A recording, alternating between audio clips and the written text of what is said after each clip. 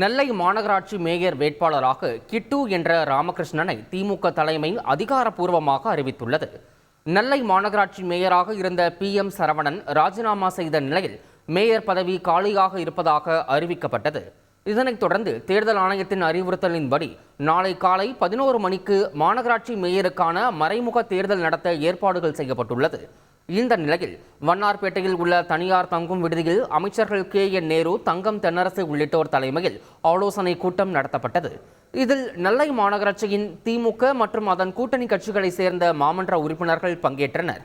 கூட்டத்தில் பல்வேறு ஆலோசனைகள் மேற்கொள்ளப்பட்ட நிலையில் திமுக தலைவர் ஸ்டாலின் அவர்களுடைய அறிவுறுத்தலின்படி மேயர் வேட்பாளராக கிட்டு என்ற ராமகிருஷ்ணன் தேர்வு செய்யப்பட்டுள்ளதாக கூட்டத்தில் அறிவிக்கப்பட்டது.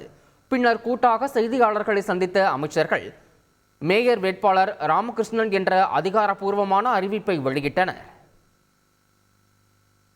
நடைபெற இருக்கின்ற மாநகராட்சி மேயர் தேர்தலில் திராவிட முன்னேற்ற கழகத்தின் தலைமை கழகத்தின் சார்பாக மாண்புமிகு கழக தலைவர் அவர்கள் அறிவித்திருக்கிற வேட்பாளர் திரு கிட்டு என்கின்ற ராமகிருஷ்ணன் அவர்களை கழகத்தின் வேட்பாளராக மாண்புமிகு தலைவர் அவர்கள் அறிவித்திருக்கிறார்கள். நாளை காலை அவர் நாமினேஷன் பண்றார்.